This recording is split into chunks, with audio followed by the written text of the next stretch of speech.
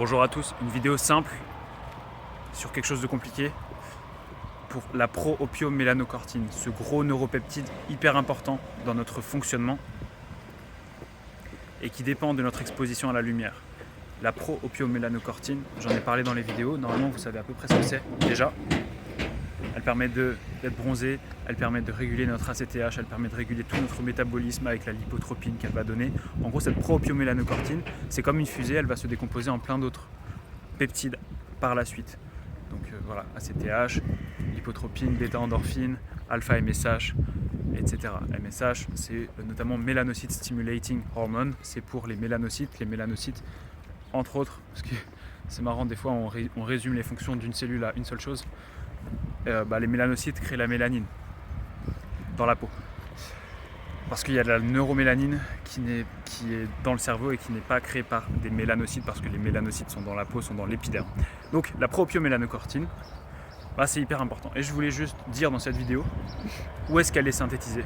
Elle est synthétisée principalement dans deux endroits et vous avez déjà les connaissances. Vous savez déjà qu'il y a l'hypothalamus et il y a l'hypothalamus et l'hypophyse. Et je pensais aussi au thalamus.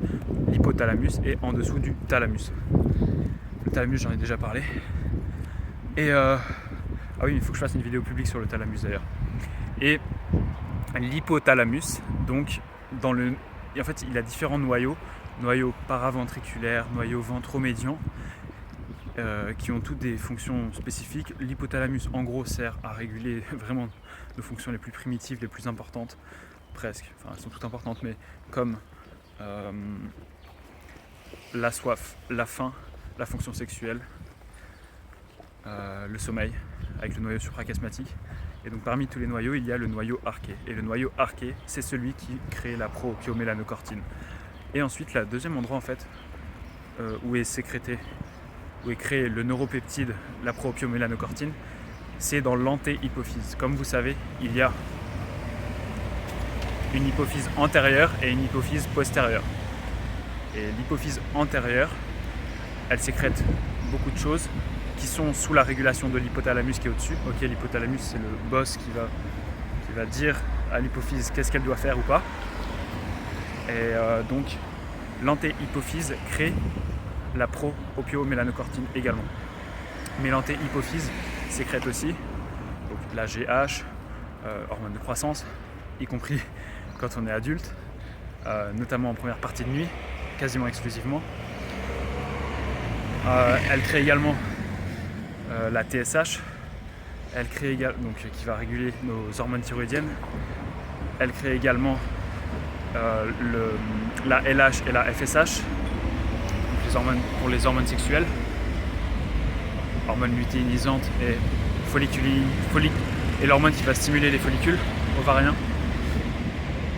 Et la neurohypophyse, donc celle qui est à l'arrière, c'est l'hypophyse postérieure.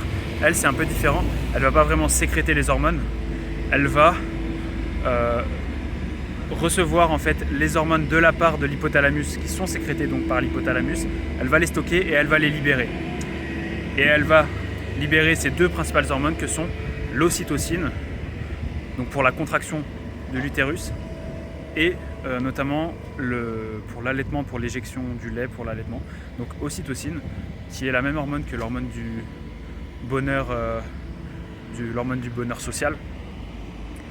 Et la deuxième, c'est la vasopressine, ADH, antidiurétique hormone. Et c'est hyper important. Donc en fait, c'est l'hormone qui va nous permettre de réabsorber de l'eau dans nos reins pour avoir une bonne tension artérielle et surtout un bon équilibre hydroélectrolytique. Hydroélectrolytique, ça veut dire qu'on ait les bonnes quantités d'ions, les bonnes concentrations d'ions dans nos vaisseaux sanguins. Et ça, c'est fait par l'ADH, la vasopressine, qui est libérée par la neurohypophyse. Et tout ça, c'est vraiment sous l'influence de l'hypothalamus. Et à la base, je voulais juste parler de la pro-opio-mélanocortine parce qu'on en a discuté avec le docteur Rochlor quand on a parlé de lumière bleue artificielle. Docteur Rochlor, ophtalmologue, et la vidéo non répertoriée que vous avez pu voir. A bientôt.